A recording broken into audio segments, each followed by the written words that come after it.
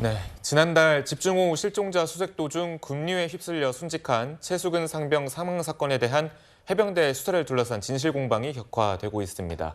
윗선 개입 의혹으로까지 번진 해병대원 순직 사건에 대해 이제부터 알아보겠습니다. 구정차장님, 네. 먼저 이게 어떤 일인지부터 설명해 주시죠. 네. 지난달에 이제 수해가 났을 때 해병대가 그 실종제 수색에 이렇게 동원이 됐습니다. 그러다가 이 최수근 상병이 안타깝게 이렇게 사망하는 사건이 있었습니다. 이제 최수근 상병이 이제 사망을 하게 되다 보니까 도대체 왜 이 최 상병이 사망에 이르게 됐는지, 그 책임을 어디까지 물어야 되는지 수사가 시작이 된 겁니다. 당시 수사를 지휘한 것이 박정훈 해병대 수사단장입니다. 그러니까 수사단장이 이제 수사를 해서 수사 결과를 이제 국방부에 보고를 했습니다. 이제 보고를 하게 되면 장관의 재가를 받아서 민간인의 경우에는 함께 수사를 해야 되기 때문에 경찰에 이첩을 하게 됩니다. 네. 그래서 이제 경찰에 이첩을 하겠다라고 보고를 했는데, 그런데 이제 국방부의 판단은 좀 달랐던 것 같습니다. 이 박정훈 수사단장의 수사가 조금 잘못돼 있고 좀 미진한 부분이 있으니까 보완을 하라라고 지시를 했는데, 그 지시를 이행하지 않고 박정훈 단장이 단독으로 경북 경찰청에 이 수사 결과를 이첩을 한 겁니다. 이러다 보니까 이제 국방부 입장에서는 아니 분명히 그 이첩하지 말라고 했는데 어떻게 수사단장이라는 사람이 단독으로 저렇게 이첩을 했느냐, 항명이다라고 해서 지금 이 보직 해임을 시킨 상태입니다. 그러니까 그 내용을 보면 지금 박정훈 단장의 경우에는 최 상병이 사망에 이르게 된 책임이 뭐 중대장, 대대장, 연대장, 사단장까지 책임을 져야 된다. 이런 이제 수사 결과 보고서를 만든 것이고, 국방부의 입장은 그렇게 윗선까지 가면 모두가 다 책임을 져야 된다는 얘기 아니냐. 실제 책임이 있는 또는 초급 간부의 경우에는 좀 빼야 되는 거 아니냐. 다시 수사 결과를 작성하는 게 좋겠다. 이런 의견을 개진했다는 건데, 지금 굉장히 진실 공방으로 빠지면서 누가 과연 이 수사 결과를 이첩하지 말라고 했는지, 이거에 대한 진실 공방이 지금 벌어지고 있는 상황입니다. 네, 그러니까 지금 수사단장이 국방부의 이첩 보류 지시에도 불구하고 이첩을 했다라는 건데, 또 이 수사단장은 이 지시가 오기 전에 이첩을 한 것은 아니다라고 얘기를 하고 있습니다. 이 시점을 두고도 엇갈리는 것 같습니다. 일단 이 지금 보직 해임이 된 그 박정훈 해병대 전 수사단장 같은 경우에는 이제 본인이 보고를 했고 윗선에서도 다 알겠다고 한 상태에서 갑자기 이첩을 하자마자 그것을 수거해가고 거기에 이제 문서의 책임자로 기재되어 있던 사람들의 이름을 뺀 것 자체가 이미 이제 윗선에 대한 신뢰를 상실하는 계기가 된 것으로 보여집니다. 그러니까 명확하게 이 사안에 대해서는 이미 현재 군사법원법에 따르면 범죄가 의심되는 군 사망 사건의 경우에는 민간 검경이 수사하도록 되어 있는 게 맞거든요. 근데 사실 이런 법의 취지에도 좀 어긋난다라는 지적이 있고, 또 이 박대령 입장에서는 당연히 갑자기 브리핑도 취소되고 그 본인이 이첩했던 문서도 국방부에서 회수해가는 이 상태가 사실은 위에서 압력을 가한다라고밖에 느낄 수가 없는 것 같습니다. 덧붙여서는 이 사안 자체가 절대 가볍지 않고 국민들의 공분을 샀고 군 내에서도 상당한 분노가 있었을 것으로 보여지거든요. 사실은 구명조끼를 하나도 제대로 입히지 못해서 이런 안타까운 생명을 잃은 사건에 대해서 이렇게 군이 또다시 제 식구 감싸기에 나서는 것은 아니냐, 이런 우려 섞인 시각들도 분명히 존재합니다. 그렇다고 한다면 저는 이 박대령의 선택이 오히려 저는 옳았다라고 판단을 합니다. 굳이 이렇게 윗선에서 나서서 무언가를 압박하고 무언가를 숨기려고 하는 듯한 모양새는 굉장히 국민들 보시기에도 적절치 않고, 물론 사실관계는 좀 따져봐야 하는 측면이 남아있기는 합니다만, 그럼에도 불구하고 각종 나오는 진술들과 이런 국방부의 행태들이 사실 국민들 보시기에는 굉장히 의문점이 많이 남는 것이 사실이죠. 네, 지금 손욱 변호사님, 그러니까 좀 정리를 하면은 국방부 장관이 재가를 했다가 갑자기 보류를 시키면서 브리핑이 취소가 됐다는 거예요. 이 정황만 두고 봤을 때는 좀 이상한 점이 있지 않겠습니까? 좀 어떻게 보세요? 저는 이제 그 박대령이 상당히 문제 있다 보는 게요. 지금 이제 그 법이 바뀌어가지고 2022년 7월부터는 이제 그 군대 그 사망 사고는 일반 경찰이 수사하게 법이 바뀌어 버렸어요. 제 개인적으로는 이 법이 말도 안 되는 법이다.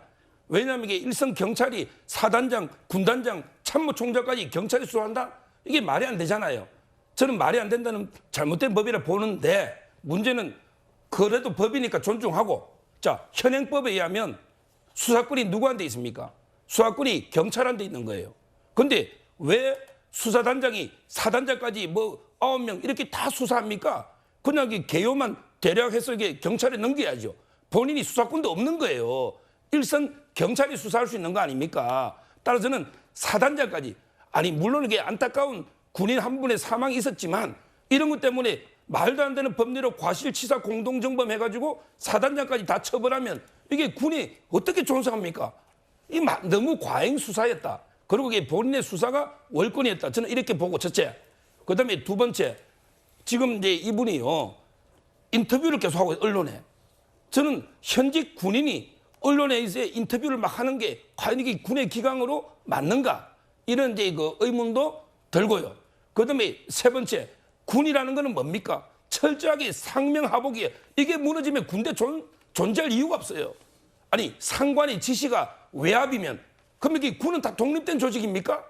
군이라는 거는 명령에 죽고 명령에 사는 거예요. 이게 무너지면 군이 존재할 이유가 없는 거죠. 어떻게 상사의 지휘를 외압이다. 이런 게 말도 안 되는 주장을 하고 있다고 봅니다. 네, 그러니까 항명이냐 윗선의 외압이냐 이걸 두고 지금 공방이 오고 가고 있는 건데요. 앞서 말씀드린 것처럼 이 경찰 이첩 전까지 명확하게 이첩 보류 명령을 내렸느냐 여기에 대해서 공방이 오고 가고 있습니다. 이 박정훈 수사단장은 경찰에 이첩할 때까지 그 누구로부터도 이 장관의 이첩 대기 명령을 직간접적으로 들은 사실이 없다고 했고 신범철 차관은 이 이첩 보류를 하라고 세 차례 지시를 이 김계한 해병대 사령관에게 했다라고 얘기를 하고 있습니다. 그러니까 이 지시를 내린 이후에 또 이 박정훈 수사단장이 이첩을 했다고 얘기를 하고 있는 건데요. 이뿐만이 아닙니다. 이 신범철 차관이 문자 메시지를 보냈냐 이걸 두고도 지금 진실 공방이 오가고 있는 거죠. 네.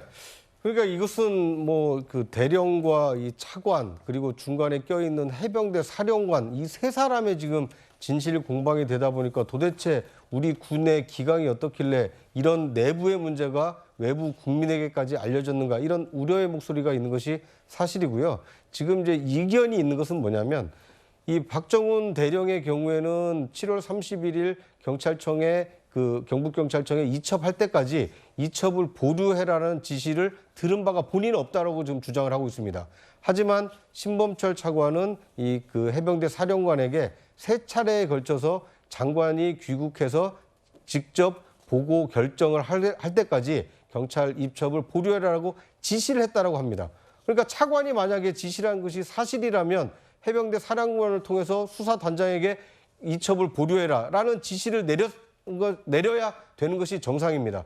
그런데 그 내용은 지금 다 빠져 있고 오히려 이 해병대 사령관이 수사단장에게 차관의 지시로 이 혐의와 이런 것을 빼라는 지시가 있었다. 이런 또 다른 지금 논란이 제기가 돼 있는 상황입니다.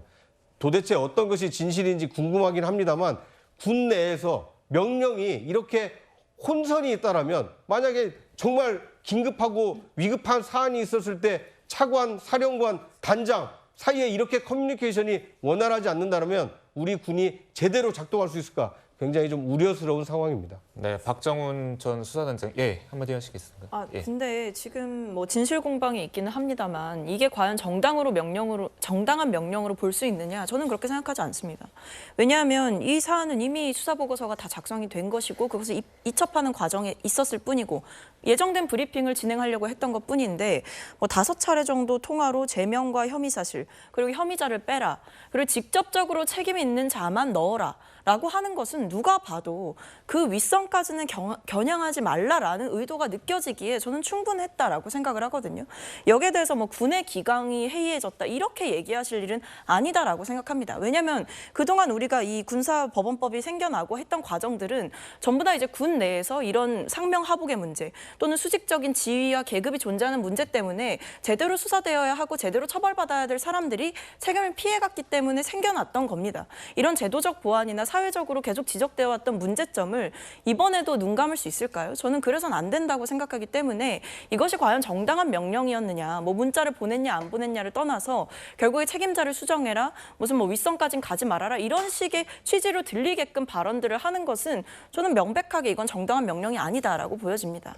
네, 윗선을 빼라고 지시를 했다. 이 부분은 조금 더 밝혀져야 될 부분입니다. 이 항명죄로 입건된 박정훈 전 수사단장이 언론에 처음 모습을 드러냈습니다.